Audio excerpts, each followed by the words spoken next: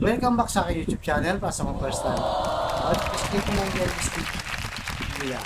Okay guys, wala na ba ito? Libre lang. Tulong mo na lang din sa kapwa mo. Alright, thank you very much. Sa topic natin for today's video, Sara Duterte, di naaabot sa 2028 at talagang matatalo na daw ayon kay Senador Sani Trillanes. Yan guys, yan ang mainit na balita kasi naglabas ng statement itong si dating Senador Trillanes na na matatalo na daw itong si Sara pagdating ng 28. So bago lang yan guys, bago lang yung kanyang statement na yan. So ang sabi dito guys, yan ang statement niya lumabas lang noong May 31, 2024. So alos isang linggo lang nakalipas guys. So, sabi ni Senador Trillanes, I don't think Sara Duterte would be able to revive yung kanyang winning political stock kasi ang dami ng lumabas na issue. Sabi niya yan. Noong panahon kasi noong 2022, untested product ito. So, hindi alam ng mga tao, ano ba ito? O ano ba siya? Nakikita lang siya picture, pa-cute lang. Ganon, di ba? With 4 years to go, bakbakan at bakbakan yan, hindi kakayanin. Guys, di ba? Matindi yung sabi ni Trillanes, guys, ha? Inunak muna tayo. Yun na nga. So, bakit kaya nasabi ni Senador Trillanes? So, unang-una nga, tama naman siya, di ba guys?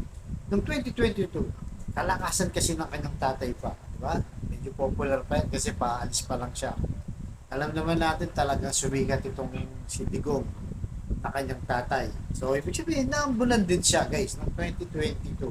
Kaya mas malaki pa ang boto niya kasi kay BBM.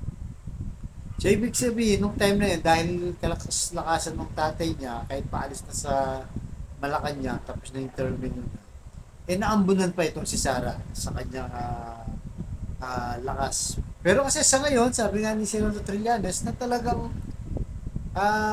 lumabas na yung issue dati nga kasi, di ba? Walang alam ng tao kay Sara Duterte. Kumbaga nakadikit lang yung pangalan niya sa kanyang tatay. Kaya medyo naaambunan lang sa guys ng popularity. So ngayon kasi after 2 years lang, di ba, last May, after 2 years lang, marami ng issue na ipukol dito kay Sara at yung iba dyan, lalo na yung una yung confidential part. Diba? Yan talaga yung humila sa kanya. Nagpabagsak guys. Sa kanyang survey. Diba? Talagang lahat ng survey niya, performance, approval, trust rating, lahat yan bumagsak. Dahil hindi niya may paliwanag na magpasa hanggang ngayon. Saan niya ginastos yung 125 billion na sa loob lamang ng 11 days. Talagang sumabog siya mukha ni Sara Duterte. Di ba? Kaya nga hirap na hirap mga DDS doon kung paano yan na pagtatanggol. Di ba?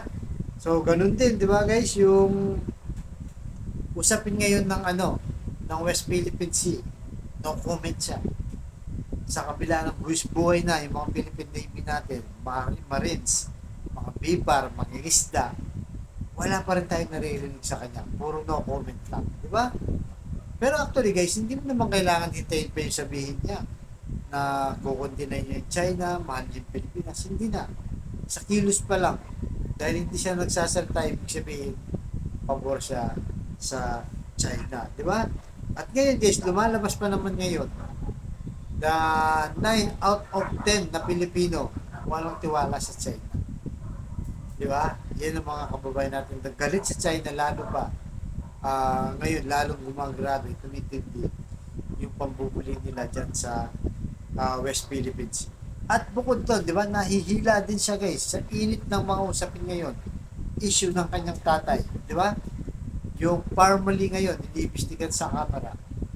Di ba? Lumalabas pa sa dawan ng utos ayon kay Duque. Guys, ayon kay Duque ha. Siya yung nag-utos.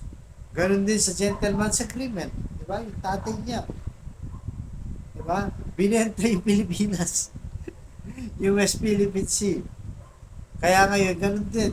Iniimbestigahan din sa kamera. Ganon din yung EGK, di ba? Iniimbestigahan din ngayon, lumalabas na mas marami pa palang namatay. Yung unang report nila, 2016 to 2017, 20,000 ang naulat na namatay nung Diraguar ni Digong. At galing mismo sa palasyo, hindi nila may kakaila yun. Nung nagka-hearing, pinakita ni Atty. Chel Jokno, isang human rights lawyer. Diba? Kaya lahat ng ito guys, talagang may patama at may sasabog sa mukha ni Sara. Eh lalo pa yung DepEd ngayon, kuleran tayo, di ba? Sa international school guys. Talagang wala, napag-uulihan tayo, kawawa ang ating bansa at mga kabataan, di ba? Kasi nga yun ang pag-asa ng bayan eh. Tapos paano kung napag-iwanan tayo ng ibang bansa? Ito yung mga susunod natin leaders.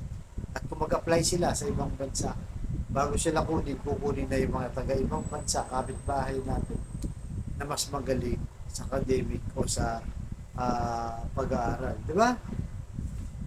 So, lalo pa ngayon guys, lalo pa ngayon, yung partido ng kanyang tatay, PDP Laban, di ba? Tinanggal na nga yung laban, PDP Laban.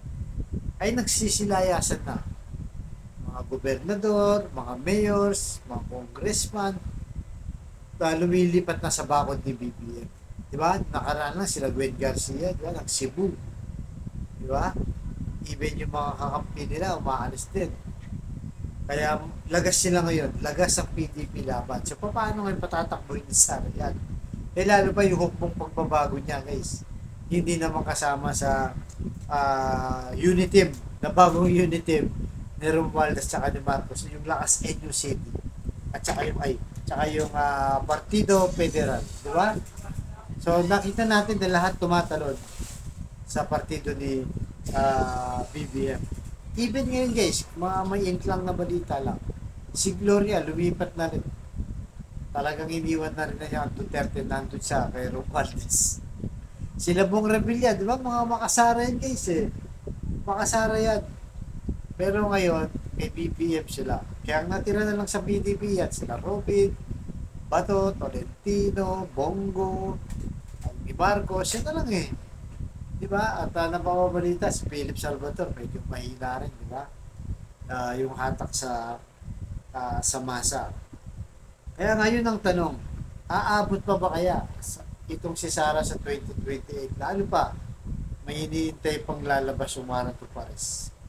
Di ba? Nababanggit din yun ang pangalan niya. Eh kung kasuhan din siya, ay kung maisama rin siya sa warrant of arrest ng ICC, yari na. Wala na, di ba? Automatic yun. Magre-resign siya sa DepEd. Hindi na sa pwede. Kasi nga, hindi na sa pwede bumiyahe, lalo na sa membro ng mga ICC. Di ba? So ngayon, nakikita natin na pinipilayan na talaga yung mga Duterte, ni Romualdez at ni Marcos. Unti-unti nang umihina. Di ba? Nakita natin yung SMNI, wala na guys, tanggal na. Sa Facebook, pati yung Facebook mismo ni Digong, yung gigan sa masa, tinanggal na rin.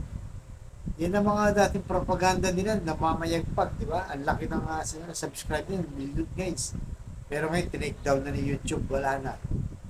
Wala na talaga, kung baka natitira na lang yung mga vloggers nila, kaya nila panatbay, di ba? Sila Roque na maingay, wala na talaga. Talagang habang tumatagal, lumihina na ang Duterte. So kaya guys, ano sa tingin nyo? Diba? Tama ba kaya? Yung nasa isip o sinasabi ni Senador Trillanes na baka hindi na umabot ng 2028, talagang hindi naman nanalo. Dahil nga, ngayon pa lang, unti-unti na sa bumabagsak. Alright guys, hanggang dito naman po.